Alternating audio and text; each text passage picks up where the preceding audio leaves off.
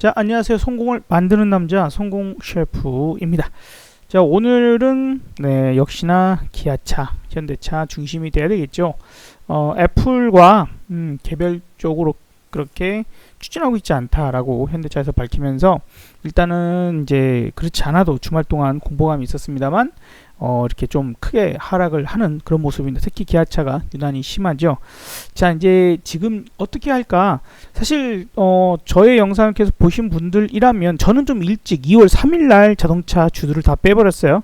2월 3일 그리고 그 다음 날까지 해서 자동차 연관되어 있는 종목도 빼는 그런 액션을 취했습니다. 아마 보신 분들은 아실 거예요. 제가 뭐 여러분들 하나씩 좀 이제 참고하시면 일단 좋겠는데, 그랬던 것이 애플과 어떻게 될지는 우리가 몰라. 예, 애플과 과연 어떻게 될지는 몰라요. 저도 모르죠. 제가 어떻게 합니까? 하지만 일단은 이제 너무 급하게 무언가가 너무 급하게 만들어가고 하는 상황이더라. 그래서 의심이 상당히 많이 났고요. 실제로 정말 저게 진행이 돼서 만들려고 한다라면, 마치 진짜 작은 그런 그 종목들도 좀 작전을 하게 되면은 좀 그런 식으로 움직일 수 있거든요. 그래서 저는 그저 기아차 수상하다, 이런 제목. 그 다음도 자동차에 대해서는 조금은 좋지 않은 이야기들을 많이 드리면서 좀 뺐었어요. 그쵸? 뺐었습니다. 이제 이런 부분들과 그 이야기들을 좀 드렸던 것 같아요. 애플카에 대한 부분들 또 미리 또 많이 말씀들을 드렸었죠. 자, 오늘은 그래서 기아차 지금 물리신 분들 계실 거예요. 아마 어떻게 하면 좋을지, 현대차도 어떻게 하면 좋을지. 저라면 8만원 깨지면 한번 들어갈 것 같습니다. 지금은 만약에 위에서 저처럼 뭐 2월 3일, 2월 4일 이렇게 정리 못하신 분들이라면 저는 아마 뭐 8만원이 깨진다면 한 번 정도 대응을 해보지 않을까 생각이 들어요. 왜냐하면 물론 이게 여기서 정말 많이 올라왔습니다. 정말 많이 올라왔고, 하지만 기아차가 이 정도까지는 뭐 지가 알아서 그동안 뭐 신차 효과들도 있었고, 많은 지적적인 부분들에서 기대감들이 좋았어요. 그리고 여기서부터의 움직임이 이제 애플에 대한 어떤 기대감들로 끌어올렸다면, 지금 그것이 무너졌기 때문에 떨어지는 건 당연하겠죠. 그래서 떨어진다고 하면, 많이 떨어지면 65,000원, 7만원까지 떨어질 가능성도 있긴 하지만, 기아차 스스로의 실적이나 앞으로의 이제 기대감, 이런 부분들, 현대차 그룹에 대한 기대감들이 저는 있다고 봅니다. 이게 전기차뿐만 아니라, 전기차를 조금만 개조가 되면은 얘네들이 하늘도 날아다닐 수 있어요. 그러니까 즉 예를 들어서 전기차와 뭐 드론, 현대차가 나아가고자 하는 정의선 회장의 어떤 생각들을 좀 해본다라면, 그는 분명히 지금 그 자동차에만 목매이는 것이 아니라 하늘을 날아다니는 자동차, 뭐 그렇지? 그렇게 좀 생각하시면 되겠고, 그 다음에 로보틱스 사업, 이런 쪽들도 한 전체 사업의 한 절반 정도를 계속해서 키워나가려고 하는 혁신을 가지고 가고 있는 그러한 부분들이고, 전기차에 대한 스케이트보드 그 폼이라고 많이 부르죠. 그런 이제 전기차 폼을 가지고 있다는 것은 매우 중요한 사항입니다. 전 세계에서 자동차 몇 회사를 제외하고는 그렇게 진행되고 있지 않기 때문에 상당히 혁신적인 부분들을 생각을 해야 될 것이고, 그렇기 때문에 여기서 여기까지 그렇게 올라갔다 치더라도, 떨어져도 도로함이 타볼 정도로 떨어지지는 않을 것 같아요. 일단은. 그래서 저라면 기아차 팔았었지만, 요거를 다시 내려온다면 8만원이 깨진다면 저는 그것을 다시 좀 담아 볼 거고요. 이제 여기서 만약에 매수를 했는데, 제가 생각하는 대로 매수를 했는데 다시 올라갔어. 그렇다면 21이동 평균선을 넘느냐 못 넘느냐, 요 부분을 관점을 볼 것 같아요. 21이동 평균선을 못 넘는다라고 하면 뭐 거기서 또 한번 잘라줬다가, 어차피 수익이니까 잘라줬다가 다시 떨어진다면, 그때는 진짜 7만원 깨지거나 65,000원 요 사이가 다시 또 2차 매수에 대한 매점이 되겠죠. 가만히 그냥 무조건 끌고 가기만 하는 것이 누군가에겐 답이 될 수도 있지만, 그렇지 않고 이렇게 좀 샀다 팔았다 이슈에 대한 부분들이 있고 뭐 오르내리기 합니다. 그러니까 내가 주어진 환경에 따라서 대응을 하면 된다라고 생각 들어요. 전업 투자자 같으면은 짧게도 샀다 팔았다 오늘 하루 중에도 뭐 단타 치는 사람도 있겠지만은 기아차 갖고 단타 치는 사람 많지는 않겠지만 그런 부분들 직장인분들 같은 경우 전혀 주식에 크게 그 깊은 대응을 못 하시는 실시간 대응을 못 하시는 분들은 샀다 팔다 하기 힘드시겠죠. 그러니까 조금 밑에도 기다리시는 게 좋겠다 라는 부분들 말씀을 드려보도록 하고, 상대적으로 현대차나 현대모비스 뭐 이런 부분들이 있겠습니다만, 현대차도 기왕이면은 지금 그 62동 평균선 122동 평균선이 올라오는 중이에요. 그러니까 제가 보기에는 한 22만원에서 21만원 사이 정도 구간이라면 여기서 이제 갭 띄었던 자리이기도 하고, 그 자리에서 분할 매수 다시 이제 해나간다고 생각하면 나쁘진 않은 그런 선택이 될 거라고 생각됩니다. 자동차 산업 자체가 우리나라에 있어서 자동차 산업 자체가 현대차가 상당히 좀 발빠르게 그 대응들을 했다라고 생각이 들어요. 그래서 그러한 부분들, 그리고 이제 제네시스라고 하는 그 고급 브랜드, 고급화에 대한 추진이 있었기 때문에 그것이 먹혀 들어가고 있다라고 좀 보여져요. 그래서 옛날의 현대차, 옛날의 기아차와는 달라지지 않았을까라고 좀 생각을 하니까 한 번 정도 지금 당장보다는 좀 내려오면 매수에 대한 포인트를 저는 보고 싶다. 오늘도 개인들 위주의 중심의 매수였지 않았을까. 특히 기아차 이제 손실 나신 분들이 좀 물타기나 이제 그동안 계속 지켜보고 있다가 이제 빠지면 또 사면 되지 않을까? 내지는 주말 동안 뭐 여러 영상들 유튜브나 이런 데서 보신 분들이 그런 괜찮다는 얘기들을 많이 들어서 매수하셨을 것 같긴 해요. 하지만 어쨌든 중요한 이 상승에 대한, 최근 상승에 대한 이슈가 사라진 상황이기 때문에 충격은 좀 받을 수 있다. 그래서 지금 당장 좀 매수에 대한 포인트보다는 조금 더 추가적인 하락, 내지는 요 10만원에서 들어가신 분도 계시겠죠.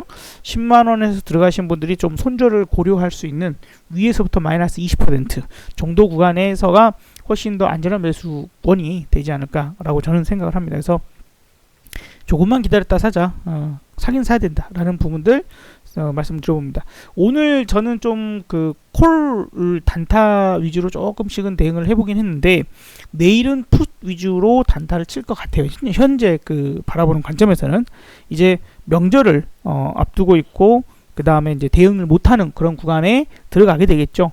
외국 시장에 대한 어떤 여러 가지 부분에 대해서. 그러기 때문에 오늘은 그 국채 발행이 3년물 국채 발행이 있었고, 그 다음에 내일은 그 2년물 입찰이 있습니다. 그래서 오늘은 3년물 3조 원이었고, 통한채도 이제 오전에 7천억, 오후에 8천억 이렇게 있었어요. 그래서 그러한 부분들을 좀 고려해서 한 번씩 중간중간 콜 갖고만 살짝씩 단타치고 이제 많은 그런 부분들인데, 자동차가 회복을 못 하잖아요. 그 다음에 삼성전자, SK하이닉스 뭐 못 가기 때문에 그런 부분들에서는 좀 강력하게 매매하기는 그렇습니다. 그러나 내일은 2년물 7천억 이제 입찰이 있기 때문에 그거 부분들이라면 내일 한번 흔들기 부분들이 일어날 가능성들은 있지 않을까 좀 보여져요. 그리고 계속 중심적으로 말씀을 드리는 환율, 이 주말 동안에 많이 내려왔습니다. 주말 동안에 많이 내려왔어요. 그래서 오늘 뭐 이 중심에 있었던 자동차 섹터가 하락을 하고 했음에도 불구하고 지수가 그렇게 크게 빠지지 않는 상황들을 만들어냈지만, 다시 한번 어찌됐건 간에 내일 저는 1120원 이상 1120원 이상의 환율이 논다면 저는 풋 가지고 단타 칠 것 같아요. 그 점 참고하시면 좋을 것 같습니다.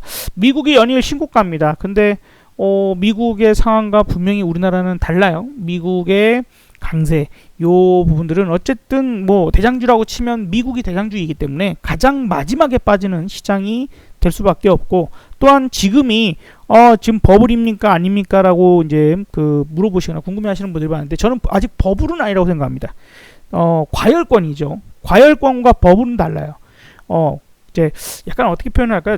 매우 전문적인 그런 표현을 쓰자면, 과열은 우와, 오씨, 이번에 못 샀어, 이런 젠장 이런데, 과열은 버블은 미쳤네, 미쳤어, 미쳤어, 이거 미친 거야. 그래서 뭐랄까 좀 진짜 어처구니 없는 그 저기 한번 인공지능과 그죠 인간 대 그 주식 게임에 있었잖아요. 주말 동안에 그거 SBS에서 했었었는데 그때 나오신 분이 그 얘기 하더라고요.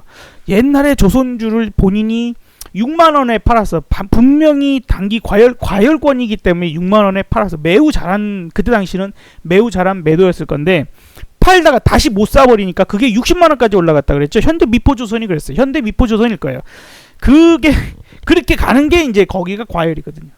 거기서도 말이 안 나와요. 이거는 도저히 미쳤다라는 생각에 애초에 이제 6만 원 넘어와서 10만 원 이상에서는 쳐다도 안 보다가 어느새 30만 원, 40만 원 가면 내가 왜 저걸 6만 원에 팔았을까 한심스럽고, 그러다가 다시 사야 될까 하고 막 그냥 미치기 시작하는 그런 구간, 애달코.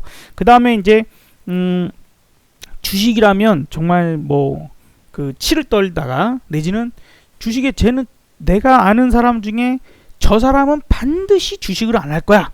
응? 그런 사람 있죠. 내가 아는 사람 중에 이 사람은 주식을 절대로 안 할 거야 하는 그 사람이 참여하면 조금 그때 생각을 해야 됩니다. 예를 들면 연세가 80, 90 드신 우리 부모님, 그죠? 잘 생각해봐요. 내지는 뭐 어디 이모님, 뭐 내지는 정말 뭐 그런 거랑 완전히 담 쌓고 사시는 분들이 잘 생각해보면 주변에 아마 있을 거예요.